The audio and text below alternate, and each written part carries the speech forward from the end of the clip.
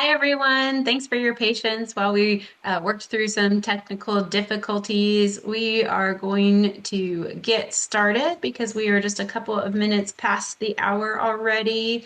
So my name is Carmen Anderson. I'm here presenting on behalf of the USMCA today, and we also have Noel Neal from AccuServe. He will be presenting information as well. We're going to go through a number of topics today, starting with an advocacy update. We'll also talk about Medicare publications, billing and audit information, and also some documentation as well. We'll go through Q&A, so please submit questions in the Q&A box as you're able throughout the presentation. And at the end, we'll go through and answer those the best that we can. So I'll get us started. Just a quick reminder, the U.S. Medical Compression Alliance is composed of the major garment manufacturers within the U.S., Jobst, Juzo, L&R, Medi, Sigvaris, and Tuan. And we've been working collaboratively to help with the implementation of the Lymphedema Treatment Act, but then also working on other advocacy issues to help patients with lymphedema and venous issues have access to compression garments. What I really want to emphasize is why the advocacy matters and why, even though the Lymphedema Treatment Act passed, that we still have additional challenges to navigate. There are many nuances to insurance coverage, and we want to discuss the different elements that contribute to successful coverage. So for medical products, they first need to fit into the regulatory definitions. That's what happened with the passing of the Lymphedema Treatment Act. That's what Heather did for the lymphedema advocacy group. They advocated for more than 10 years to get that benefit category recognized.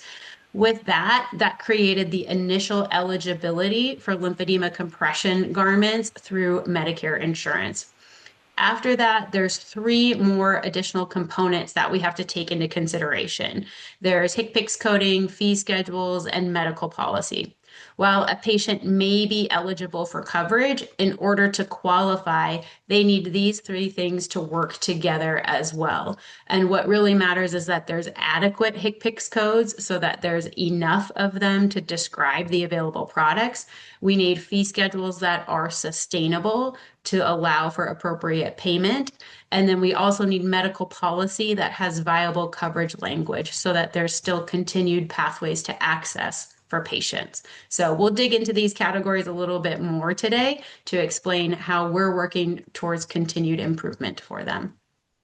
We do this through stakeholder collaboration, so working with different people within the industry, clinicians, patient advocacy groups like LAG, and other industry organizations as well. We also do education and awareness. Of course, we do webinars like these and other industry webinars. We do HCPCS coding applications, and then also working with private payers as well. I'm going to start with some of the HCPCS information, some of the more recent developments that have occurred.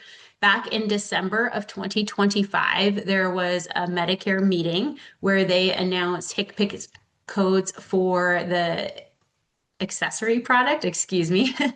So the accessory to custom gradient compression garment silicone band was a code introduced by Medicare. So as of right now, there's this big bucket of not otherwise specified codes, and Medicare has decided that they want to start breaking down that bucket of not otherwise specified into more unique codes. While we support additional HCPCS codes, this was new information to us when they introduced this code. So they introduced this code and a payment amount for it. So that's a new accessory code that went into effect April 1st of this year. There was also a garter belt code that was already existing. It's an old code, but what Medicare did was they introduced a fee schedule amount for it. So that $38.90, that was, it did not initially have a fee schedule amount, and now it does. Again, that went into effect April 1st for $38.90. What happened more recently was this June, there was another HCPCS meeting, and we submitted an application from the U.S. Medical Compression Alliance asking for a price increase for the glove, the off-the-shelf glove HCPCS code A6581. We've asked for an increase in that payment amount because we believe it is too low to sustainably provide to patients and cover the cost of the product and all of the administrative work that goes into the insurance claims and the provision of that product as well. So we've asked for an increase in that. Medicare's response was that they are unable to make any modifications to the payment amount because they essentially followed the regulatory language that was published in the final rule. And specifically for the glove, they opted to utilize 120% of the average Medicaid state fee schedule amounts. Medicare also told us that they believe there's not an access issue because since the Lymphedema Treatment Act has started in 2024, over 130,000 beneficiaries in Medicare fee-for-service alone have received lymphedema compression treatment items, and that of those 130,000, there were specifically 6,372 gloves distributed, off-the-shelf gloves.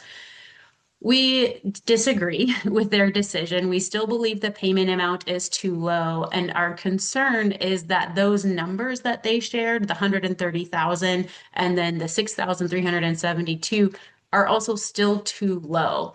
And so what we did is we took a look at some of the data for Medicare and wanted to kind of paint this picture for them. So they're saying that there's not an access issue because there is provision and utilization of the glove. But when you take a step back and really look at the numbers, it's not even a dent. It's not even a drop in the bucket for that. So if we look at Medicare fee-for-service enrollment data from 2025, there's over 34 million Medicare fee-for-service beneficiaries. Of those, over 18 million of them are females. And very specifically, Medicare has published some chronic condition data, and they have evidence that shows there was 8.2% of the claims submitted had a breast cancer diagnosis. And so that equals out to about 1.5 million breast cancer claims out of those patients. If we look at the prevalence for lymphedema and breast cancer related lymphedema specifically, estimates show anywhere from 10 to 20%. And so if you apply that percentage to those numbers, that means out of those female enrollees with breast cancer, approximately 153,000 to 307,000 of them would have breast cancer related lymphedema. If only 6,372 of those gloves were distributed, we haven't even touched 0.5% of the population. So does the number that Medicare's showed, does that really paint a picture of access? And our argument is no, that even though there are being gloves distributed, that it's not really meeting the needs of the patients out there. So what we ultimately asked CMS was for them to carefully evaluate whether the published payment methodology actually allows for pricing sources that are valid and if they're really representative of the glove. We realize that CMS has some limitations in what they're able to do within the regulation, but we really believe that there are some flaws within the payment methodology that need to be addressed. We're also asking them to continue to evaluate those utilization trends against prevalence statistics. So you heard me go through some Medicare fee-for-service numbers, those 34 million patients.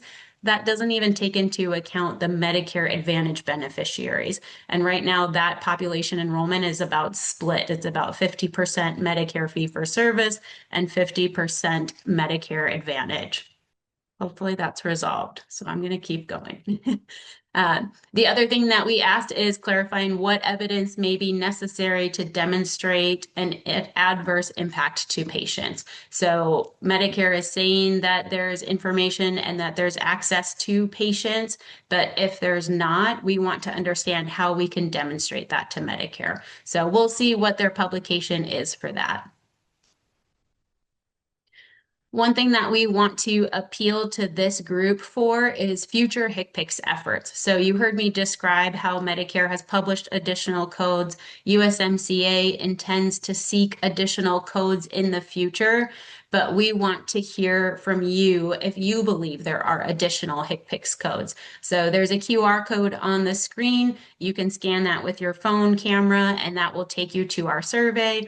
or that website is listed on the slides as well. We're also going to send a follow-up email after the webinar. It will have a recording and you'll have access to that link for this survey as well. But sharing your feedback on what HCPCS codes you believe are necessary.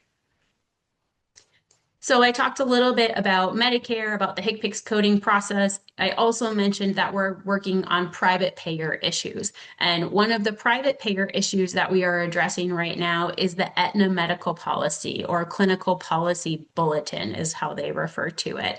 And their medical policy currently excludes coverage for compression garments and related interventions for head and neck, chest and trunk, and the genital region. They call them out as experimental and investigational.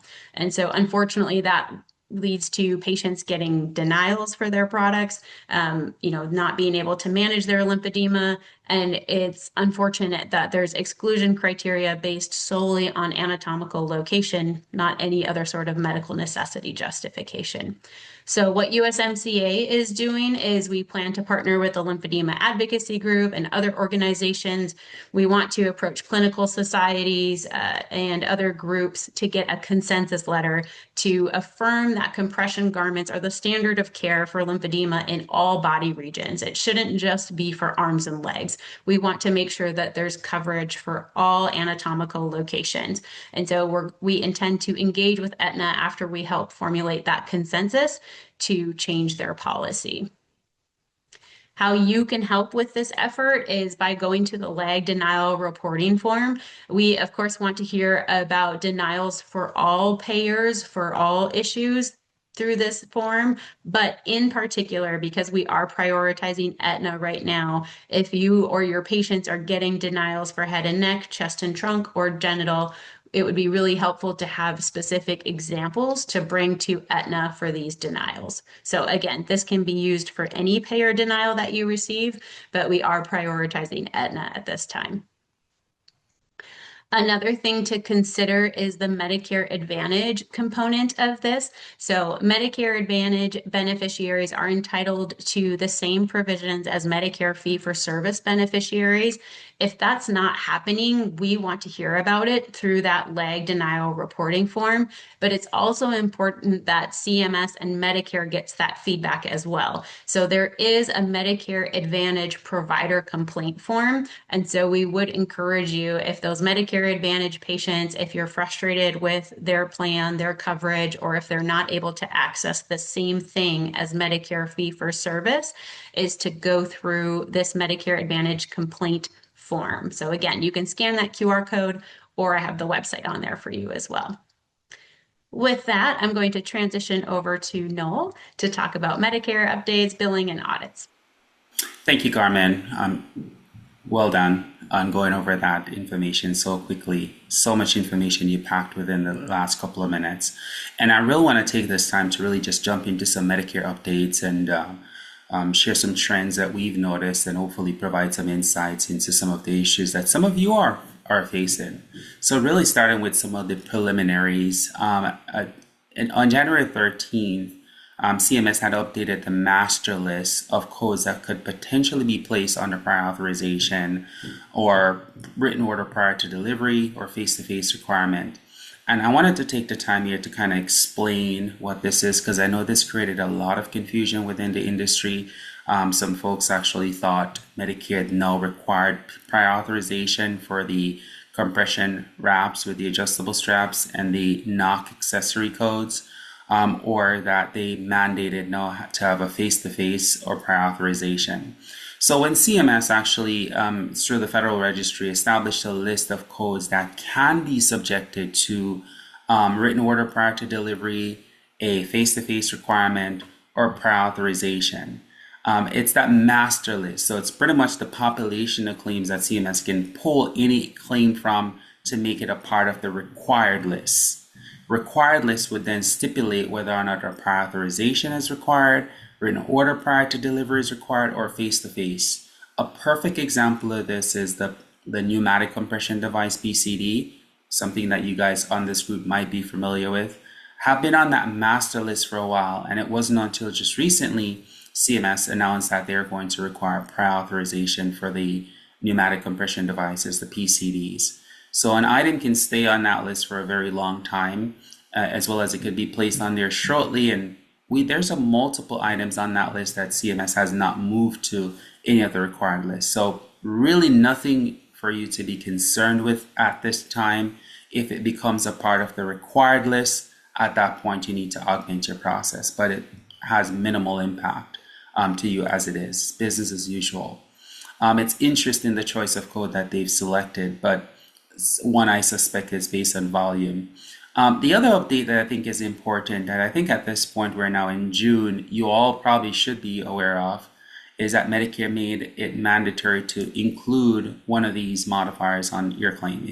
Whether it's SC, prior to this there was no required medical necessity modifier, liability modifier required for lymphedema compression items. As of January 1st, 2026, and this is for Medicare, you must append one of these modifiers. So moving on to the next slide, the SC modifier just means that medical necessity has been met, right? If you're familiar with DME, it's probably is equivalent to what we've all been accustomed to for the KX modifier. It just means that you have all the right documentation to meet medical necessity, and you're affirming that fact by appending the SC modifier. GA modifier is when you are saying that you have the documentation, the patients probably may not meet the requirements, and you've obtained an ABN, an advanced beneficiary notice, basically explaining to the patient why it's not covered. It could be an issue of frequency. Maybe the patient wants more frequent garments than that's prescribed by Medicare frequent limitation, or maybe the patient does not have lymphedema, or for whatever the rationale is that the item or service is not reasonable and necessary, you must obtain an ABN or advanced beneficiary notice. It must be signed prior to the delivery of the service, and there are certain specific requirements for an ABN that we're not going to dive into this. But if you are getting options to ABN, you certainly need to make sure that you understand the requirements for an ABN. One thing I'll probably throw out there from a compliance perspective, which cannot touch on these topics without addressing compliance. If you are a Medicare participating provider and a Medicare patient comes into your office, you cannot sell that patient a garment out of pocket as long as that garment is covered by the insurance, without having them sign an ABN to say that they're paying for this out of pocket. They understand it's covered by Medicare, but they do not have all the right documentation. If you routinely sell those purchased for Medicare eligible beneficiary, you could run the risk of losing your billing privilege. So just kind of a compliance nuggets there. GY mean that it's statutory non-covered. So if a patient does not have a qualifying diagnosis, it means that meaning one of the limited sets of ICD-10, that means that there's no indication of coverage. And you can append the GY modifier in those instances. Medicare will deny that as patient responsibility, and the patient will be responsible for paying for those items. Or if you have a secondary who's willing to pay, maybe the patient doesn't have lymphedema, but they want a garment, and the secondary will pay for that condition, that would be an appropriate use of the GY modifier to get a PR denial, PR 96 from Medicare, that will allow you to bill the secondary or the patient. And GZ is, again, you know that it's not medically necessary, but you fail to obtain an ABN. So you are not going to be billing the patient for that balance. And that's when you would apply the GZ modifier. Sorry, moving on.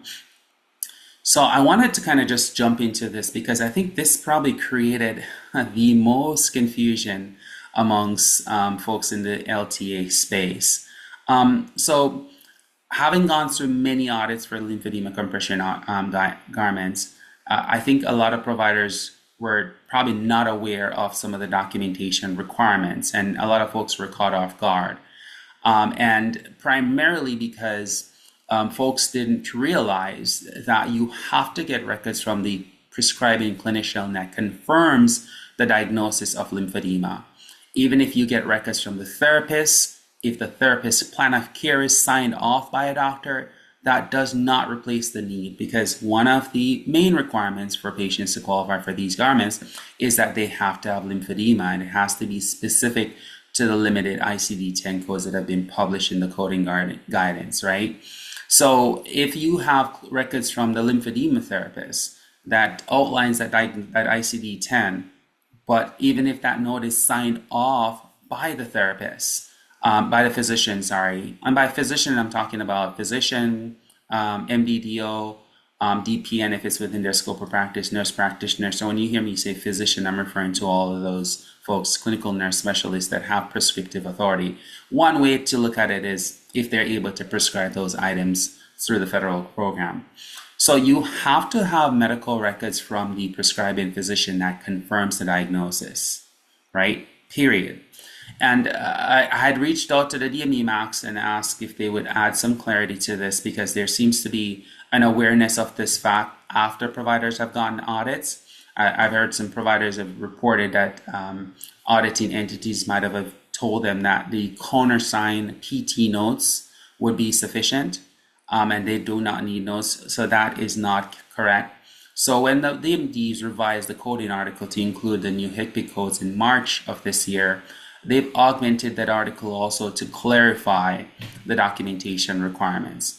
And I think it created some confusion for some folks because folks felt that only records from the physician can justify the need, and that was not the intent. The intent was to clarify that you must have records from the prescribing practitioner that confirms the diagnosis of lymphedema.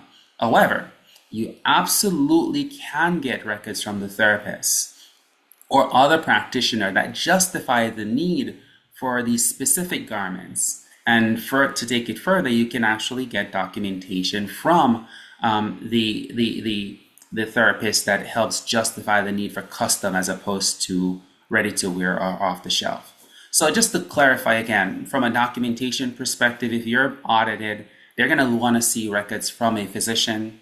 And when I say physician, again, I'm talking about all those clinicians I've described earlier that has confirmation of the diagnosis of lymphedema.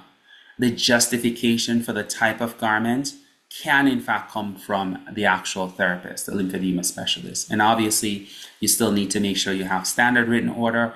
I'll throw this out there. If you're doing custom garments, every accessory that is separately billed must be separately itemized on your prescription. If you just have one thing that says custom knee-eye, but you're billing for all the specific accessories, Y netting, and so on, you're not going to have a valid prescription in the event of an audit. Every item that is separately billed, whether you bill it as a knock code, you must have those itemized on the prescription. Now, hopefully that's clear. Documentation that the garments are being used as a part of a patient care plan to treat their lymphedema is necessary. And again, that can come from the therapist. As I mentioned before, there needs to be justification for custom versus ready to wear or off the shelf or standard fit. All of these terms are synonymous, but the concept is you cannot just provide a custom just because there's justification for a custom garment. You have to explain why the ready to wear is not appropriate. And I think Carmen is going to touch on some of these examples later on into documentation, and we'll probably field some questions. Accessories that are not covered, obviously, you would not want to bill those unless you're billing those specifically for a patient's responsibility. So hopefully this clarifies. The intent of that article really was to specify that you must have records from the prescribing physician that confirms the diagnosis. All the other justification can come from the therapist, obviously, assuming the therapist have no financial relationship. So if you're a DME supplier and you employ a therapist, that therapist cannot justify medical necessity for the purposes of that. And I think I wrote an article that clearly outlined who can do what, and we'll make sure that that is included in the resources that you guys get following the webinar. So we can move on. Standard written order, probably got a little bit ahead of myself here because this was an important one. I recently came across some denials from Medicare where providers did not delineate on the prescription all the knock code accessories, so the A6593. They billed multiple, but they were not delineated on the prescription, and that caused those claims to be denied. So just make sure that that is delineated on your prescription. That's the main point. Standard written order, you guys know the elements of it, and patient's information, order dates, quantities and so on should always be indicated. And quantity is very important as well as you talk about the quantities that you're going to be dispensing and providing over the period of time. Next slide, please. Method one, proof of delivery. I'm not going to spend a lot of time here, but I wanted to bring something to your attention that I think is extremely important. You as a supplier are required to maintain documentation up to 7 years. So Medicare can come back and audit and ask for proof of delivery documentation. Many of you probably have these garments that are drop ship, especially your custom garments. They're drop ship and they're sent through common carrier, FedEx, UPS, USPS. My recommendation is that you extract those shipping information and save them in PDF in your document management system.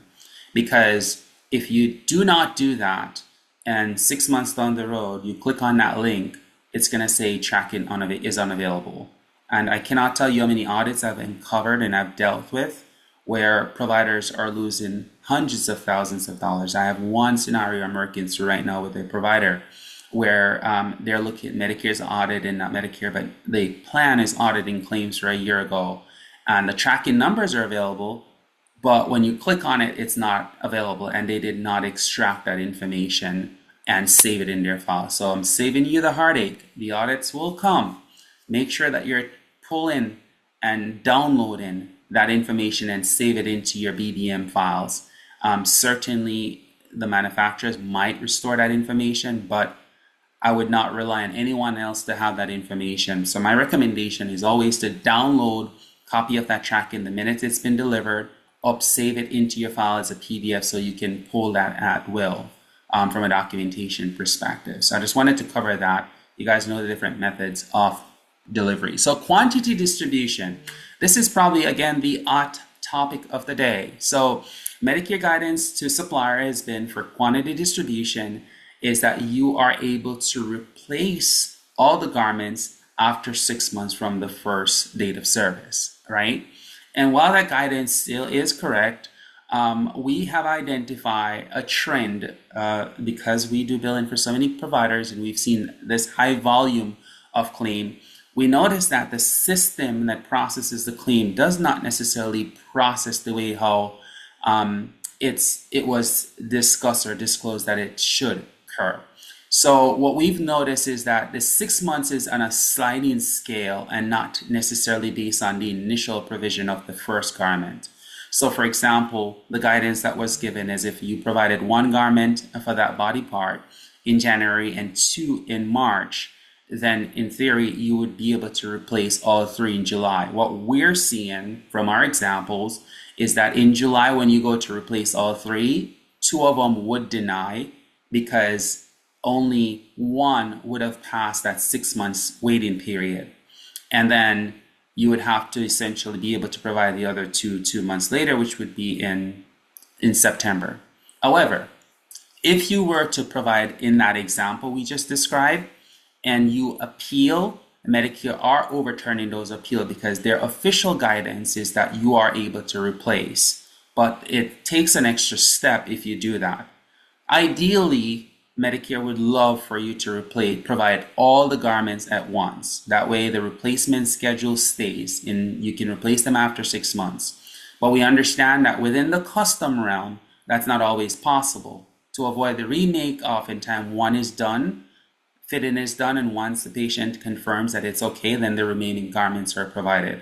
So this is Noel's recommendation, and I'm probably going to put that on record just to be clear. My recommendation is that you, to avoid the unnecessary appeals, and appeals can be costly, can be time consuming, can delay revenue, I would encourage you, and we're actually going to put together a chart that displays this, that reflects our recommendation, is that you replace them on a sliding scale. So using the first example that we have on the screen, if you provided 1 in January, 2 in March, the replacement schedule I would recommend is you replace 1 in July, and then you'll replace the remaining 2 in September. Or you can wait until September and replace all 3. If you do that, the system will process them without any error. And these are because we've tested, we've tried, and we've confirmed. So that's how the system is set up, is to do a sliding scale, it seems, based on a 6 months basis. But the guidance that Medicare has given provider has not changed. It's just that you have to go through an appeal process. And I am seeing those appeals are being overturned when provider actually challenge and explain why the additional one was provided or additional units were provided. So I just wanted to provide that to you all for context. Obviously, you guys can take and implement as you feel necessary, but one path might delay payment a little bit because you're billing a little bit later than what was originally discussed, but it also eliminates the need for additional appeal.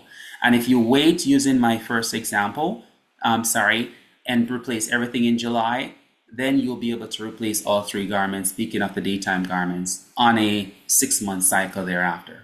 So hopefully that is clear. Once we put together the chart, that will be distributed, and hopefully that will offer some clarity for you all. So TPE, I want to talk about this, target, probe, and educate. Many of you guys may or may not have gotten TPE. So far, CGS jurisdiction B is actually actively doing TPE, and C as well. I've not yet seen jurisdiction A or D starting off TPE. If you are actually in jurisdiction A and D and are getting TPE, you can put a thumbs up or something. But from my across my client base, I am not seeing anything from jurisdiction A or D. But CGS has been very active, and I think it has helped the industry. I am actually, believe it or not, happy that they did, because it actually forced for additional education and clarification in advance of CERT, which I'll talk about that in a bit. So TPE, just a high-level overview. If you've never been audited by TPE, it's called Target, Probe, and Educate. It is Medicare way of selecting a small sample or claim. Typically, they select about 5 or 10 claims. They audit those claims. If any of those 10 claims are paid, then you're excluded from getting audit for that HCPCS code for a 12 months period. If any one of those 10 claims are denied, then you're placed into sort of the advanced round 1, where they audit up to 40 claims. So depending on how many claims have been selected, they need to audit an additional 20 to 30 claims, right? And then they review those claims. And if you have a satisfactory error rate, then they'll exclude you. If your error rate is high, then they'll educate you and audit you again. And they do that for 3 rounds. And if after 3 rounds a provider still is failing with the documentation requirement, then CMS might do a couple of things. They might refer you over to the UPICs. They might refer you over to the RACs. They might look at you from a program integrity perspective. So the goal is to always pass your TPE audit as quickly as possible, so that you do not get the negative attention from a Medicare perspective as a provider that is non-compliant. So that's just a very high level overview of the TPE. I think it's important to note, and I think kudos to all of you all that are on this call, because ever since Medicare started doing TPE, we intensify our education, explaining the documentation requirements, written articles, did multiple webinars, because it's very important for us to maintain an extremely low error rate, or else it will lead to additional scrutiny. So for Q4 2025 of last year, that is Q4 of last year, the error rate for jurisdiction B was 50%, 50.93 to be exact, rounding up 51%, which is extremely high. And the top denial reasons were items were not covered, or there was no valid ABNs on file. Apparently people were trying to bill claims to get denials, and the ABNs were not properly completed, and that resulted in an inflated error rate, right? Typically, if you're billing to get a denial and you have a valid ABN, and Medicare looks at your ABN and it's deemed to be valid, that claim would not be in error, because you would have billed with the intent of getting a denial, and you have all the right documentation to secure that denial. But happy to report Q1 numbers are very encouraging, because it has dropped almost at 20 points, and that's attributed to all of you all. So if you've gotten a TPE and you've improved those results, you definitely need to tap yourself on the shoulder, because it's your amazing work that has reduced the error rate to now 33% as of Q1 2026. Now, we're not there yet. I love to see those error rates in single digits. And that's very important, but we are on our way to that direction. So this is why we do these webinars, so that you understand what those documentation are when you receive these audits. Jurisdiction C was at 46% in Q4 2025, and now we're down to 18%. Again, amazing progress, guys. Keep up the good work. Keep on responding to these timely. Keep on providing the documentation. Do not just rely on records coming from the therapist. Send the records from the prescribing practitioner. Make sure there's justification for custom over ready to wear. Make sure you have all the right prescriptions and so on. And these will continue to see that error rate going down. I didn't have this in the slide, but I want to throw this out there that CGS has a concierge program called CGS Connects.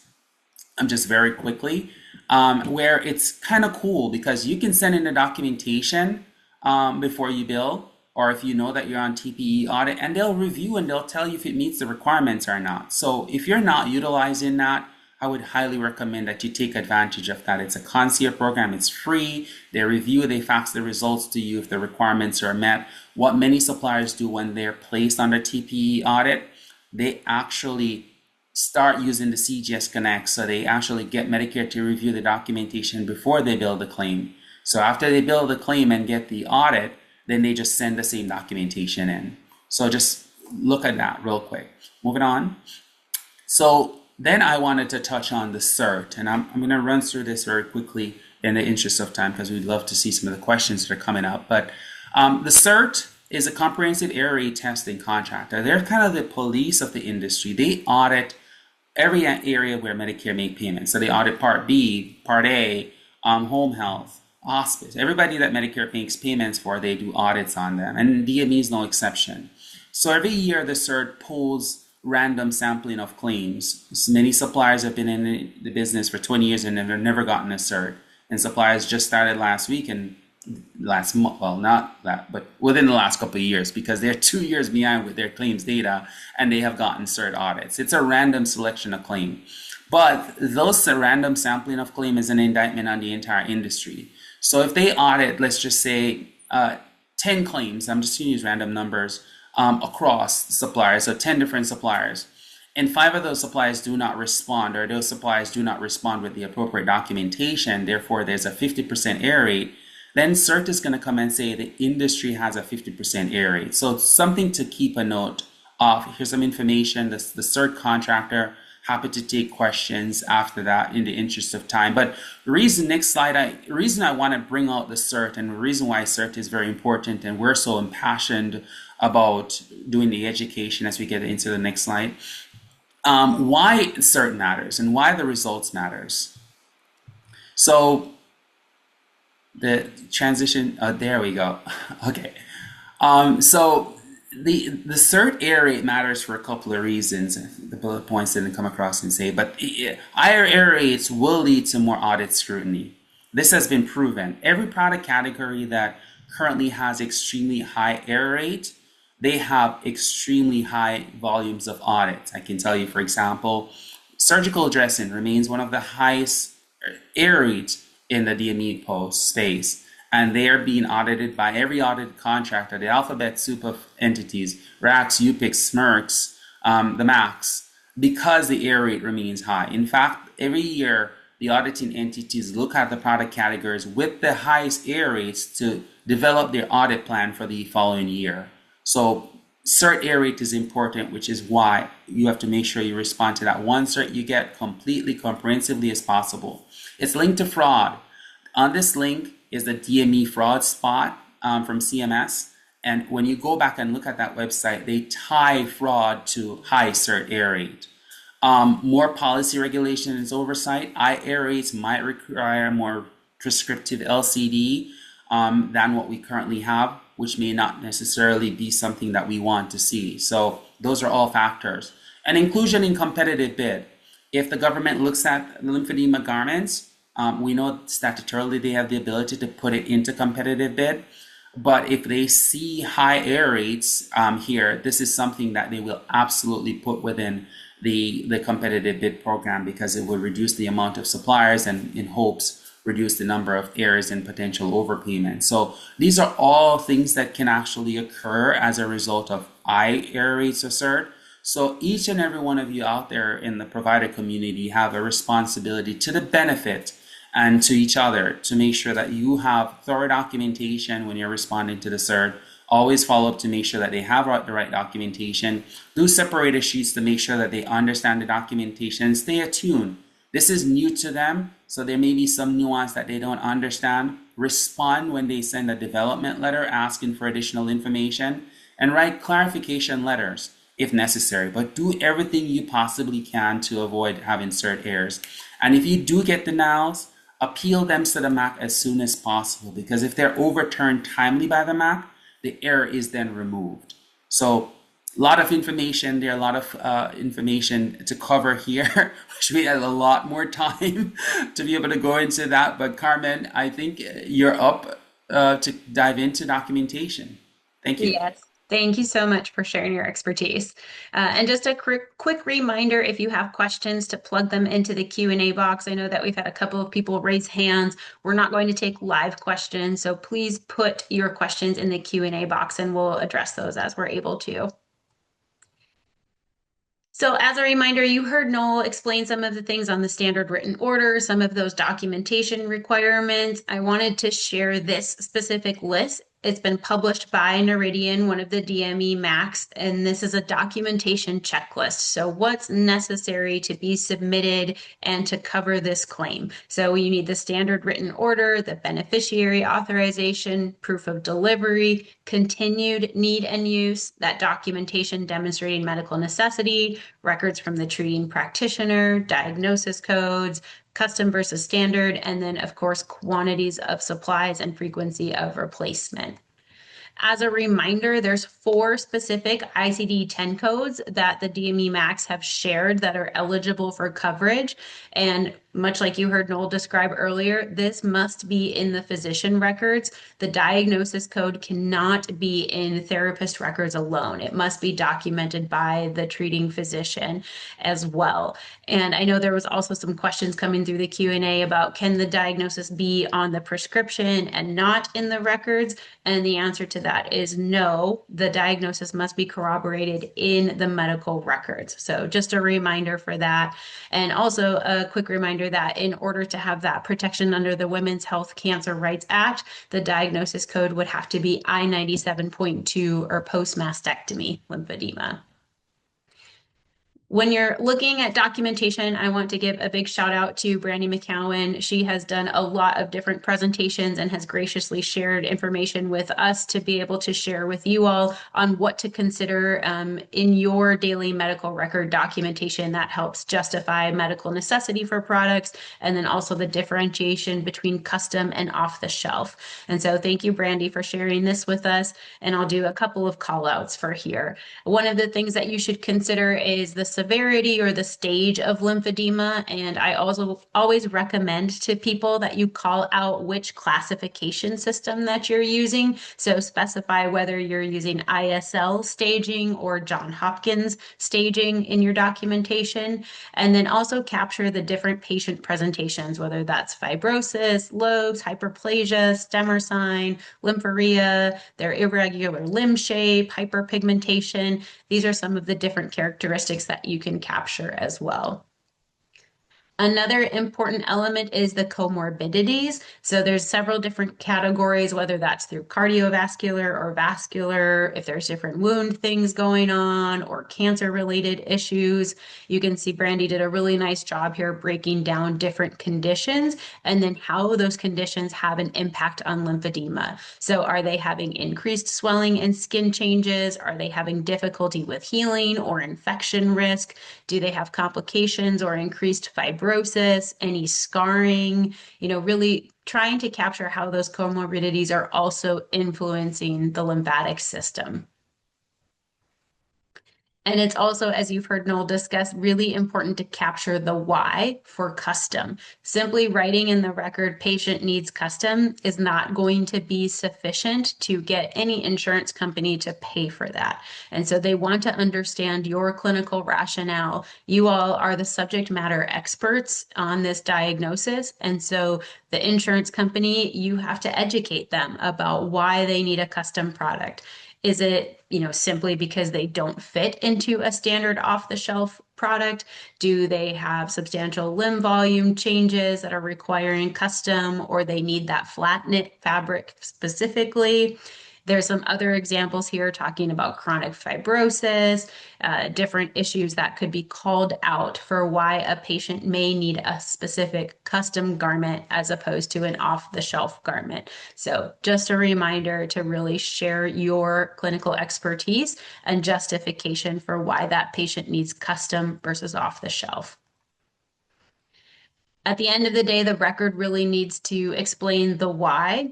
So taking into consideration, what are these patients' activities of daily living? Do they need an adjustable wrap because their fluid levels are changing throughout the day? And so they need to accommodate those differences. Are we considering their overnight needs? What type of nighttime products do they need? Have we prescribed those as well? Do they have certain product types that need to be considered, whether that's garments, wraps, bandaging, or accessories? Or do we need to increase compression over specific areas? And then also taking into consider the different dexterity, abilities of that patient or the caregiver.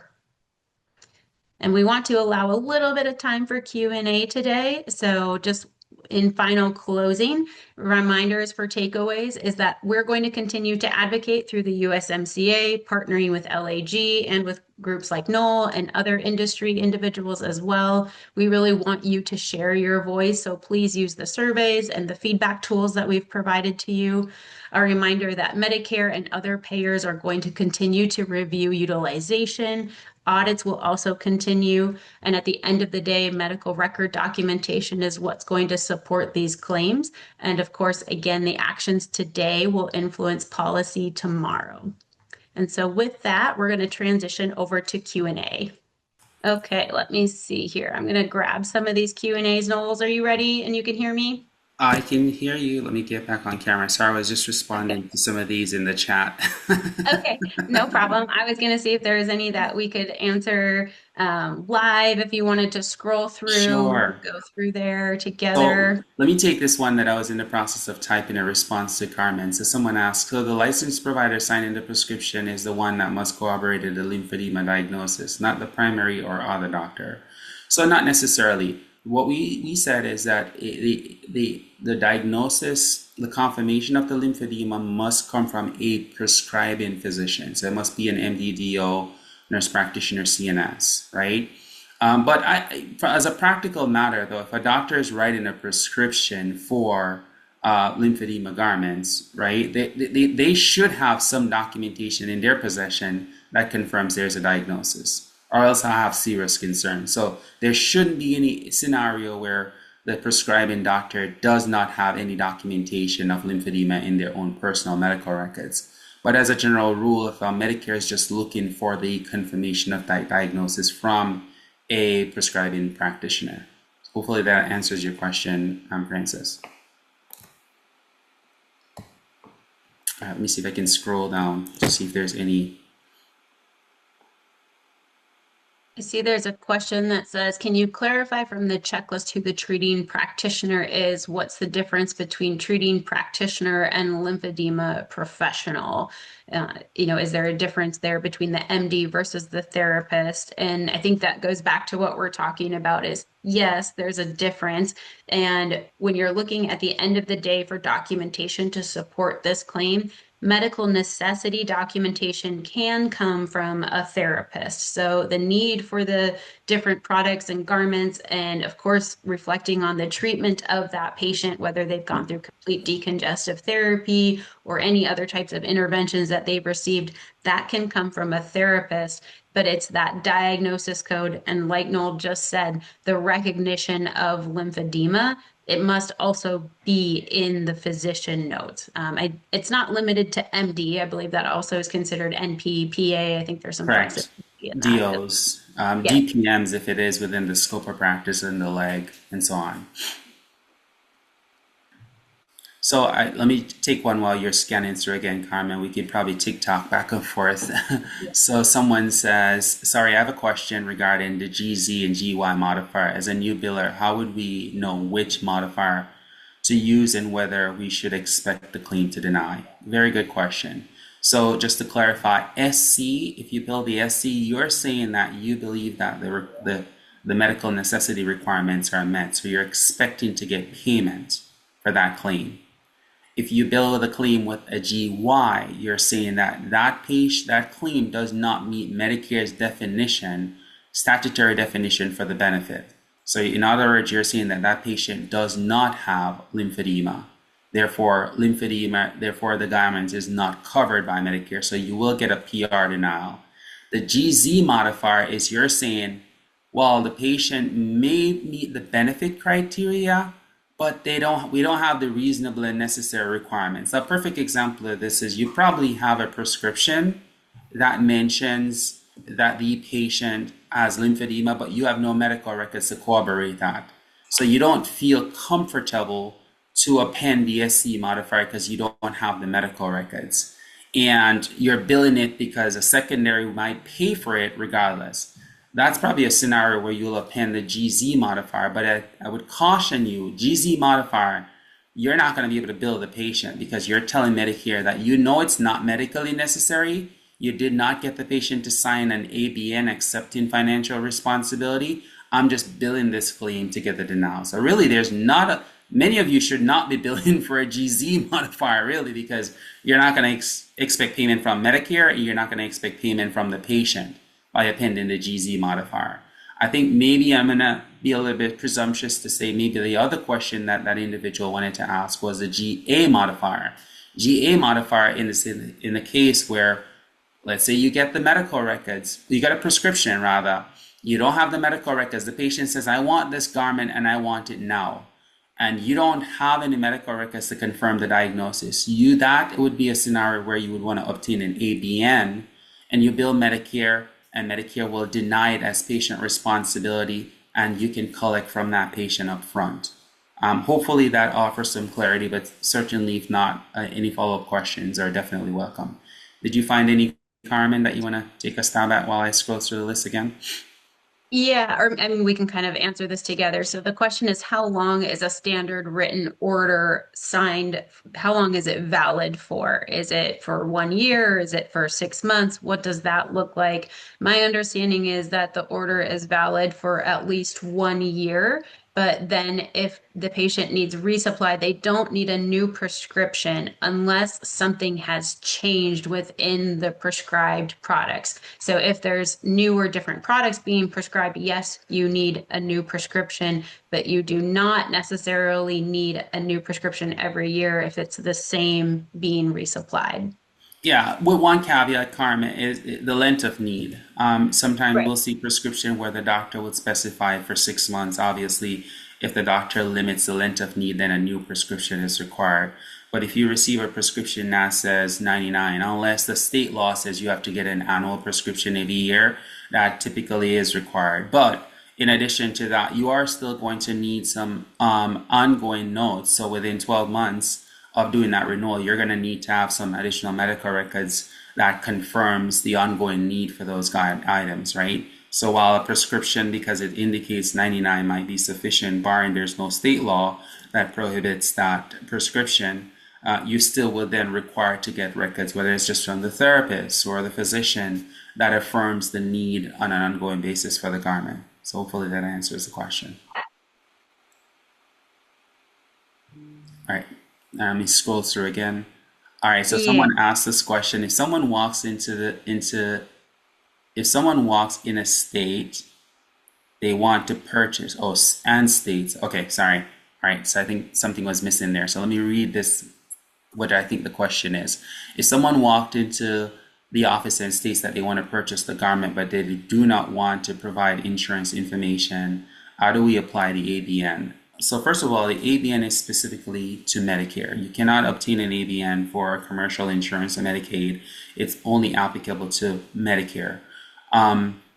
Specifically for patients who, if you have a contract with that insurance company, the contract will determine whether or not you can sell them something that is covered by the insurance. So for all intensive purposes, I'm going to answer this question in the context of Medicare. So if the patient actually walks in, you think that they're Medicare eligible, they have to sign that ABN, or you do not furnish that item or service to them. Because if you furnish to them and they're deemed to be Medicare eligible and you do not have an ABN, you are in violation of your terms of participation with Medicare. So if they look Medicare age eligible, and I know that's a hard task. I even saw an article that Medicare write once that says you should know that this patient might be Medicare eligible, and to not sell them something privately that is covered by Medicare. But you are exposed if someone is obviously Medicare eligible and you sell them item as purchased. If you're a Medicare participating provider, if you're only doing a retail shop, you can pretty much do whatever you want, not bound by these rules. But once you accept Medicare terms and conditions as a provider, you have to abide by those rules. There's a question in here that says, when the provider wants to refill the order after a 6-month period, does there need to be a face-to-face or any kind of notation justifying the refill for those, or will the initial note with the diagnosis work? And part of that is what's listed on the lifetime of the prescription. So on the initial prescription, if length of need is lifetime, 99 months, whatever that is, that indicates that they're going to need to be replaced. And while there doesn't necessarily need to be a face-to-face at that 6-month mark, there will need to be regular or annual continued need documentation. So just, continuing to support the medical necessity of that. Yes, lymphedema is a chronic diagnosis. We know that, but there still has to be general oversight of the patient's condition and ongoing medical Absolutely. necessity. You're spot on. The only thing I'll add to that, Carmen, is that there's under the standard documentation requirement, a refill requirement, that you, the supplier, should document that patient is affirming the need for the replacement. So just make sure that you're documenting that from a supplier perspective. And it could just be a documented phone call where the patient called you and said, hey, can I get my replacement garments? And you document that they're affirming the need for the replacement. Based on the way the policy reads, the standard documentation language does apply, so that refill requests documentation should be obtained. And there's no prescribed method. Some people use, text messages and whatnot. It just needs to capture that the patient's intent to ask for a replacement. And so there are a large number of questions still remaining in the Q&A. What we're going to do after today's webinar is take a look through those, see if we can consolidate and what we are able to answer on a larger scale. I do want to encourage you, I'm seeing a lot of very nuanced billing questions, kind of sort of related to specific individual claims. USMCA, we are compression garment manufacturers, and so we are not billing entities. This is much more Noel's specialty and team. And so we always recommend that you work with a specific professional like Noel's company, of course. So I support and endorse Noel for that. Noel, I don't know if you have other recommendations for when suppliers are struggling with specific claims. Where should they look for help? No, that's a good point. Certainly, ideally, reaching out to a professional like our company, and there's others out there, so I'm not exclusively marketing ourselves. But billing entities are a great source. Medicare also does webinars on a frequent and consistent basis. I would encourage that you attend those and submit your questions there as well. Medicare also created a lot of tools that you can actually use. They have some modifier tools and denial resolution tools that have come up that you can actually use as well. So I would highly recommend utilizing those as a resource. And I mean, if time permit, we can get into some other issues, but I know time doesn't permit, but there are some issues going on with duplicate denials on the accessories, the 6593. There's also some things that are coming around on certain custom item having set prices for one particular MAC. But certainly time would not permit for us to have this discussion. Probably would have to have a session just for Q&A and to be able to navigate some of those questions. But tap into the resources that are available through the DME map. Tap into your billing specialists, the companies that are out there. If you're already using one, ask them these questions. If you're not, that might be something that you want to look to see if there's an opportunity to engage. And that's it. There's really two main sources I would recommend: Medicare or a credible billing entity. Yeah, thank you so much, Noel, for partnering with us today. As mentioned, we will send out a recording of the webinar and some additional resources. And then it sounds like we might need to consider a more in-depth Q&A session or a roundtable of sorts to dig in on some of these topics. But thank you all for joining us. Have a nice afternoon. Take care, everyone. Thanks.